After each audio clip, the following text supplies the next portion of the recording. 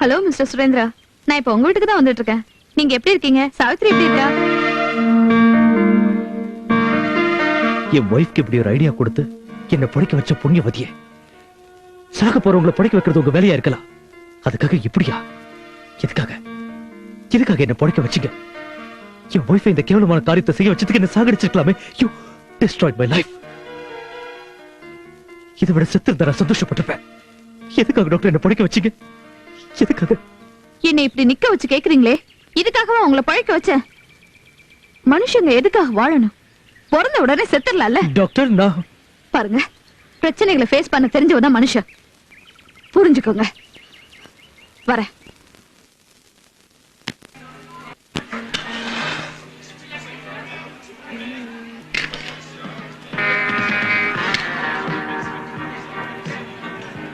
Sir கூட நம்ம ரூட்டுக்கே வந்துட்டாரு. ஏன் சேஷியா, இது ஆபீஸ் இல்லையா? ஆனா நல்ல ரூட்டை தேர்ந்தெடுத்தீங்க சார். பொண்டாட்டியை விட பீர் பெட்டர். எதுக்குன்னா நாம எவ்வளவு லேட்டா வீட்டுக்கு போனாலும் எதுவும் சொல்லாது. நாம அதை அடிச்சாலும் அது நம்மள அடிக்காது. எப்பவும் கூலா இருக்கும். பீரை ஃப்ரெண்டுங்களோட சேர்ந்து நம்ம பங்கு போட்டுக்கலாம். ஆனா பொண்டாட்டிய பங்கு போட்டுக்க முடியுமா? சாரி சார், உங்க விஷயத்துல பங்கு போடுறது ப்ராப்ளம் இல்ல சார். ஏன்னா எவன் குழந்தைய உங்க பொண்டாட்டி வயித்துல. சார் விடுங்க சார். உண்மையிலேயே உங்களுக்கு ப்ராப்ளம் எங்கேருந்து வந்துச்சு தெரியுமா? நான் கட்டிக்க வேண்டியவள நீங்க கட்டிக்கிட்டீங்க. அவளை ஒரு தடவை நம்ம ஆபீஸ் கூட்டு வந்து பெருமாள் கோயில் காட்டினீங்க பாருங்க, அப்ப வந்து சார் ப்ராப்ளம். அப்ப வந்து நம்ம ஆபீஸ்ல இருந்தே சார். சார் அதுல ஒண்ணு இல்ல சார், ஸ்க்ரூவை கட்டி எல்லாத்தையும் எடுத்துட்டேன். அடிங்க சார். நான் செத்து போனா உங்களுக்கு புது ப்ராப்ளம் வரும். இருக்கிற ப்ராப்ளமே டூ மச் ஆயிடும். அப்புறம் சார் கேட்க மறந்துட்டேன், உங்க ஒய்ஃபுக்கு ஸ்கேனிங் எடுத்தீங்களா? ஆண் குழந்தையா பெண் குழந்தையா?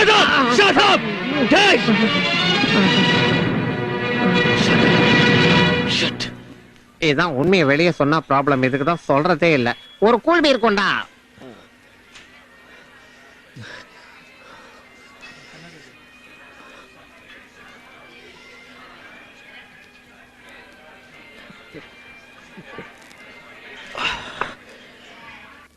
என்ன அவன் மெயின்டெனன்ஸ் சார்ஜ் எல்லாம் கட்டினானா?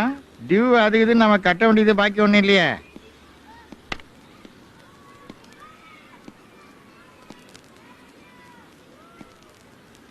வெக்கம் இல்லாம எப்படி வந்து நிக்கிறான்னு பாத்தியா? வெக்கம் இருந்தா பொண்டாட்டி அது மாதிரி வேலை செய்ய வைப்பானா? இவன் பொண்டாட்டி எவ்வளவு பந்தவா திரியறா பாத்தியா? ஊர் மேற விளக்கு தெரியல, நீ நானு தெரிய முடியுமா? இவன் பொண்டாட்டி இப்படி எல்லாம் செய்ய வச்சுதான் பழகணுமா? பிழைச்சு என்னத்தை சாதிச்சான்? அதுலயும் அவன் அத்தக்காரைய பாத்தியா? அவன் மேல ஒரு ஈய கூட உட்கார விட மாட்டேங்கிறா. மருமகளுக்கு ஏத்த மாமியார் சிங்கம். இது மாதிரி ஆளுங்களோட நாம இருந்தா நம்ம மான மரியாதை என்ன ஆகுறது? யோசிங்க. எப்படியாவது காலி செய்ய வைக்கணும், அவ்வளவுதானே. நீங்க சண்டை போடாதீங்க. சும்மா அறியா, நீங்க ஏதோ நல்லவங்க மாதிரியும் நாங்க ஏதோ கெட்டவங்க மாதிரியும் அது வரைக்கும் பொறுக்க முடியாது. ஒரு மாசமா எங்க ஆபீஸ்ல இவன் வைஃப் டாபிக் தவிர வேற டாபிக்கே இல்ல. எல்லாரும் கேக்குறாங்க, அந்த சாவுத்துல இருக்கிற பிளாட்லயா நீங்க இருக்கீங்கன்னு கேவலமா பேசுறாங்க. அதான் பப்ளிக்கா டிவிலே காட்டுறாங்களே. உங்க விஷயம் தான். மரியாதையா வாழ்ந்துகிட்டு இருக்கீங்க காம்ப்ளெக்ஸ்ல. இந்த டிவி கவரேஜ், சோத்துல எழுதுறது, பேப்பர்ல போட்டோ, உங்களுக்கு எப்படி இருக்கோ தெரியல, எங்களால வெளியே தலை காட்ட முடியலங்க. மிஸ்டர் சுரேந்தர், ஒரு மாசத்துக்குள்ள நீங்க இந்த காம்ப்ளெக்ஸை காலி செய்யணும்னு ஜெனரல் பாடி தீர்மானிச்சிருக்கு.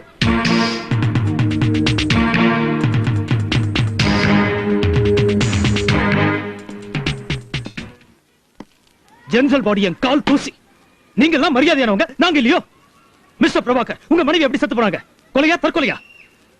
சத்தியமூர்த்தி சார், உங்க பையன் எதுக்காக ஜெயிலுக்கு போனா? யார் யார் எப்படின்னு எனக்கு நல்லா தெரியும் சார். நேரங்காலம் இல்லாம சீட்டாட்டம், தண்ணி அடிக்கிறது, ராத்திரியானா சூரியரி குதிக்கிறது. நீங்க எல்லாம் ரொம்ப சுத்தமானவங்க. நான் ஒரு தப்பு செய்யல. நான் இந்த வீட்டை காலி செய்யவும் மாட்டேன். என்ன செய்ய முடியுமோ செஞ்சுக்கங்க. To hell with your welfare society.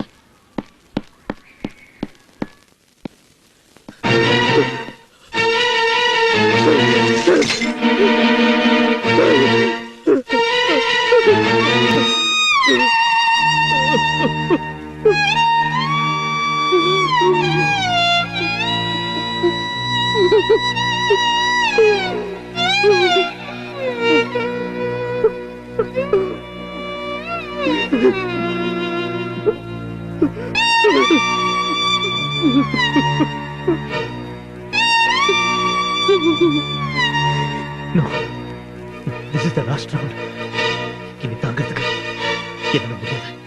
என்னால முடியாதுமா. எதுக்குப்பா ஆத்திரப்படுற? இந்த தரித்திரம் முடிச்ச வீட்டுக்கு வந்து என்னத்த கண்டோம்? காலி பண்ணிட்டு போயிடலாம். காலி செய்ய வேண்டியது வீட்டை இல்லம்மா, அவ வயித்துல இருக்கிறது.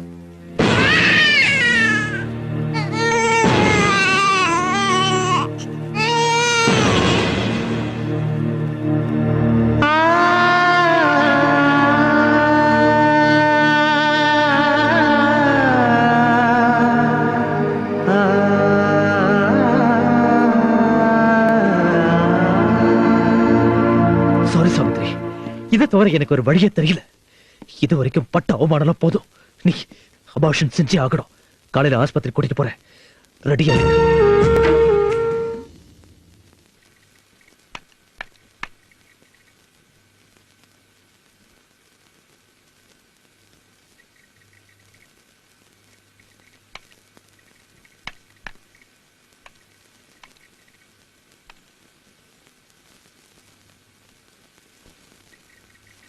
நான் கருவை கலைச்சிக்க மாட்டேன்.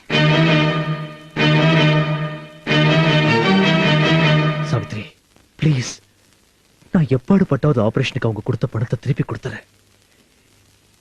என் பேச்சை கேளு, கலைச்சிடு பிளீஸ். வேண்டாம், நான் இந்த பச்சை குழந்தை அழிக்க மாட்டேன்.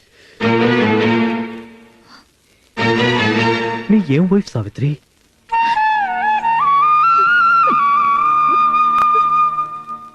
இப்போ இந்த குழந்தைக்கு தாய் இல்லைங்களா?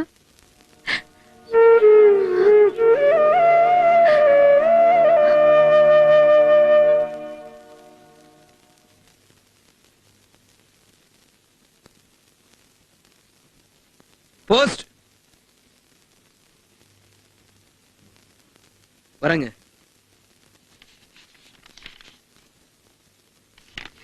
என்னங்க, எனக்கு ஏதோ கடிதாசி வந்திருக்கு. படி. இங்கிலீஷ்ல இருக்கு, எனக்கு என்னங்க தெரியும்? Lawyer notice. விவாகரத்துக்காக நான் தான் அனுப்புனேன்.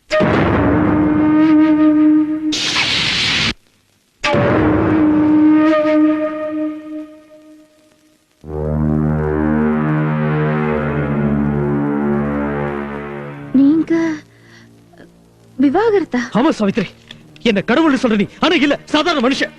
என் மனைவி வயித்துல வேற யாரோட குழந்தைய வளர்ந்துகிட்டு இருந்தா எனக்கு அதை நினைக்கவே அருவருப்பா இருக்கு. உன்னை பார்க்கவே எனக்கு பிடிக்கல.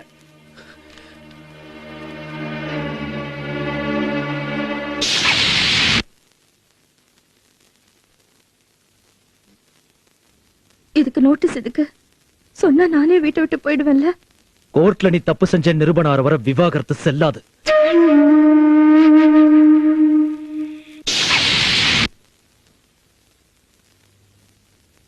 நான் தப்பு செஞ்சேன்னு நீங்க கோர்ட்ல சொல்லுவீங்களா? செஞ்சு இல்ல.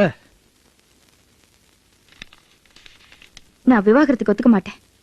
ஏ? நான் எந்த தப்பு செய்யலையே. தப்பு செய்யலன்னு கோர்ட் சொல்லட்டும்.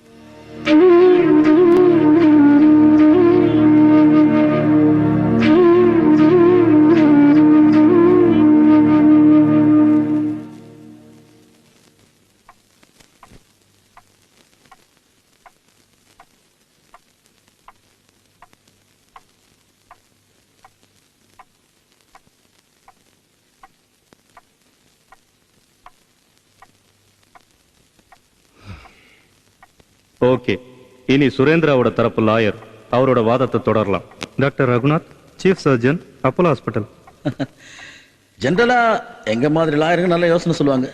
அந்த மாதிரி டாக்டரான நீங்க எங்க மாதிரி வழிகாட்டுறது சந்தோஷப்படக்கூடிய விஷயம். அவங்க கர்ப்பத்துக்காரன் நீங்க தானே? ஐ மீன் பணத்துக்காக கருவை சுமக்க வச்சது நீங்க தானே? ஹாஸ்பிட்டல்ல டாக்டர்ஸ் எல்லாரும் கூடி கலந்து பேசித்தான் இந்த முடிவுக்கு வந்தோம். வழிகாட்டுறது பெரிய தப்பு இல்ல டாக்டர். அதனால வர்ற பிரச்சனைகளுக்கு இந்த ஆர்டிபிஷியல் இன்செமினேஷனை நீங்க தானே செஞ்சீங்க? இல்ல, டாக்டர் ரூபாதேவி செஞ்சாங்க. அப்போ அவங்க இதை செய்யறதுல பெரிய எக்ஸ்பர்ட்டா? அதெல்லாம் இல்ல, எங்க ஹாஸ்பிட்டல்ல இதான் ஃபர்ஸ்ட் டைம். அப்படின்னா ஒரு முயற்சி செஞ்சிருக்கீங்க. அது that's all your honour. Doctor ரூபாதேவியை கிராஸ் கொஸ்டின் செய்யறதுக்கு பர்மிஷன் கொடுக்குமாறு கேட்டுக்கிறேன். Permission granted. டாக்டர் ரூபாதேவி, சாவித்திரிக்கு ஆர்டிபிஷியல் இன்செமினேஷன் செய்யறதுக்கு முன்னாடி அவங்களோட கணவரோட அனுமதி பெறணுங்கிறது சட்டப்படி அவசியம் தானே? அவசியம்தான். ஆனா உயிருக்கு போராடிக்கிட்டு இருந்த அவங்க கணவரை பிழைக்க வைக்கிறதுக்காக தான் இந்த ஆர்டிபிஷியல் இன்செமினேஷனை செய்ய வேண்டிய அவசியம் வந்தது. ஓ, மனுஷனை காப்பாத்துறதுக்கு இது ஒரு புது வழின்னு நினைக்கிறேன். அப்போ உங்க அவசரத்துக்காக சட்டத்தை காத்துல விட்டுருவீங்களா? என் உத்தியோக தர்மம் தான் எனக்கு சட்டம். சார், உங்களுக்கு திடீர்னு ஃபிட்ஸ் வந்து கீழே விழுந்துட்டா நீங்க எந்திரிச்சு எனக்கு பெர்மிஷன் கொடுக்கற வரைக்கும் நான் வெயிட் பண்றதா இல்ல ட்ரீட்மெண்ட் பண்றதா?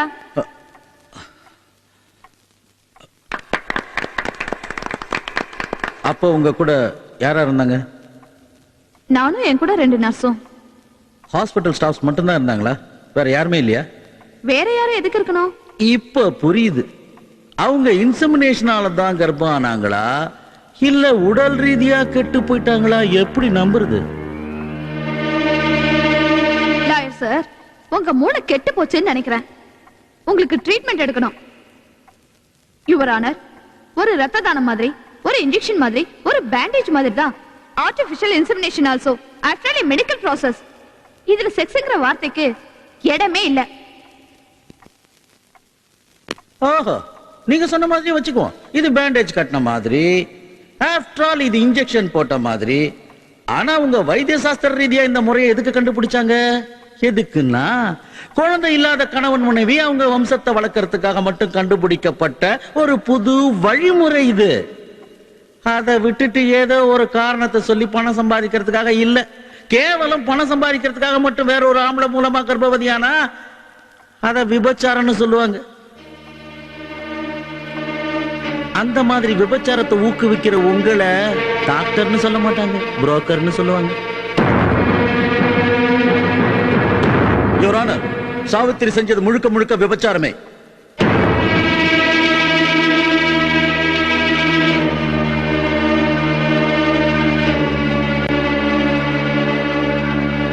மரியாதையோடு வாழ்ந்துட்டு இருக்கிற என் கிளையண்ட்டுக்கு விவாகரத்து கொடுக்குமாறு தாழ்மையுடன் கேட்டுக்கிறேன்.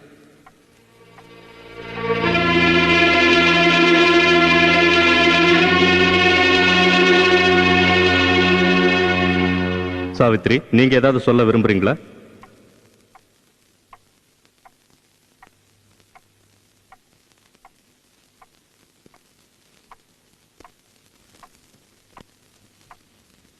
ஐயா, நான் பெருசா எதுவும் படிக்கலைங்க.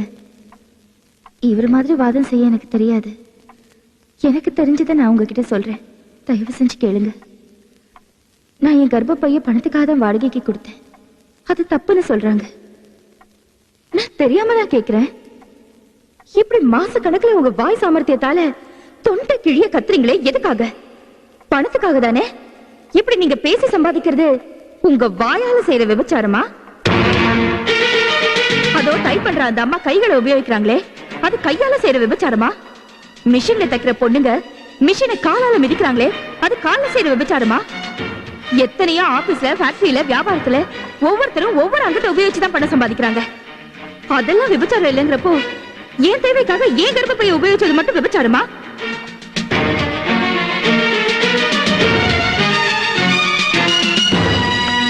நல்லா கை தட்டிங்க. மா, நீங்க சொல்றத பார்த்தா விபச்சாரிங்க கூட நாங்க செய்யறது விபச்சாரம் இல்ல, உத்தியோகம்னு சொல்லுவாங்க. தப்பு வக்கீலையா, நீங்க பேசுறது தப்பு. விபச்சாரம்ங்கிறது ஒரு மனுஷனை சந்தோஷப்படுத்துறதுக்காக செய்யற வியாபாரமே தவிர ஒரு மனுஷனோட கஷ்டத்தை தீர்க்கறதுக்கு இல்ல. குழந்தை இல்லாதவங்க வம்சத்தை வளர்த்துக்கிறதுக்காக இந்த முறையை உபயோகிச்சா தப்பு இல்லைன்னு நீங்க தான் சொன்னீங்க. நான் செஞ்சது கூட அதுதான். யாரும் முன்பின் தெரியாத ஒரு மனுஷன் வாரிசு இல்லாம வம்ச விருத்திக்காக கெஞ்சினாரு. அதை நிறைவேற்றி என் புருஷனை பழிக்க வச்சிருக்கேன். அவங்க வம்சம் வளரணுங்கிறது என் விருப்பமோ என் புருஷ விருப்பமோ கிடையாது. இது ஒரு தந்தையோட அவசியம். அது ஒரு தாயால தான் நிறைவேற்ற முடியும். இங்க குழந்தைதான் லட்சியம். இதை ஏன் நீங்க எல்லாரும் தப்பா நினைக்கிறீங்க? கிட்னி இல்லாதவங்களுக்கு கிட்னி கொடுக்கறது தப்பு இல்ல, கண்ணு இல்லாதவங்களுக்கு கண்ணு கொடுக்கறது தப்பு இல்ல, ரத்தம் தேவைப்படுறவங்களுக்கு ரத்தம் கொடுக்கறது தப்பு இல்ல. ஆனா பிள்ளை இல்லாம கவலைப்படுறவங்களுக்கு ஒரு பிள்ளையை பெத்து கொடுத்து அவங்க கவலையை தீர்க்கிறது நான் செய்யற தப்பா? ஆண்டவன் கொடுத்த உடம்புல ஒவ்வொரு பாகத்தையும் வெவ்வேறு நினைக்காதீங்க வக்கீலையா. எல்லாமே ஒண்ணுதான். நான் செஞ்சது தப்புன்னா இந்த மாதிரி முறைகளை கண்டுபிடிச்சதும் தப்பு. மருந்து கண்டுபிடிக்கிறது தப்பு, குழந்தை பிறக்காம ஆபரேஷன் செய்யறது தப்பு, சிகிச்சை தப்பு, டாக்டருங்க தப்பு. என் கர்ப்பப்பை தானம் தப்புன்னா மனுஷனோட தேவைக்காக வைத்தியத்துல கண்டுபிடிச்ச முறைகள் எல்லாமே தப்பு. நிறுத்துங்க, இந்த முறைகளை நிறுத்துங்க. இது எதுவுமே கண்டுபிடிக்க கூடாதுங்கிறத சட்டமாக்குங்க. இங்க மட்டும் இல்ல, ஊர் உலகம் பூரா என்ன கழுகு மாதிரி கொத்தி திங்கிறாங்க. படிச்சவங்க படிக்காதவங்க நீதி கதைகளை சொல்றவங்க எழுதுறவங்க புராணம் தெரிஞ்சவங்க சாஸ்திரம் படிச்சவங்க எல்லாரும் எல்லாரும் என்ன பத்தி தான் பேசிட்டு இருக்காங்க. இந்த நரகத்துல இருந்து தப்பிக்கணும் தான் நான் இங்க வந்து நிக்கிறேன். அவங்க எல்லாருக்கும் உண்மை என்னன்னு தெரியணும் தான் நான் எல்லாரும் முன்னாடி இப்படி பேசிட்டு இருக்கேன். நீங்க கூட வார்த்தையால என்ன எவ்வளவு கேவலப்படுத்தணுமோ அவ்வளவு கேவலப்படுத்திட்டீங்க. நீங்க செஞ்சிட்டு இருக்கிறது விபச்சாரமா? நான் செஞ்சது விபச்சாரமா? உங்க வாதம் விபச்சாரமா? என் தேவை விபச்சாரமா? பஞ்ச பாண்டவர்களை கட்டிக்கிட்ட திரௌபதிக்கு கௌரவர்கள் சபையில நடந்த அவமானத்தை விட எனக்கு இது அதிகமா நடந்துருச்சு.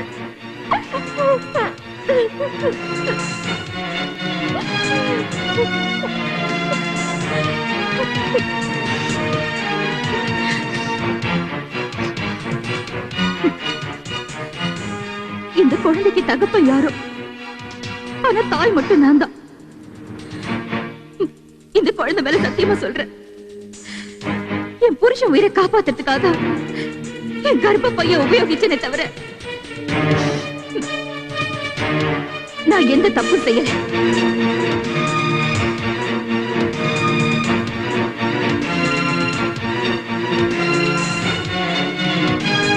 Court is adjourned.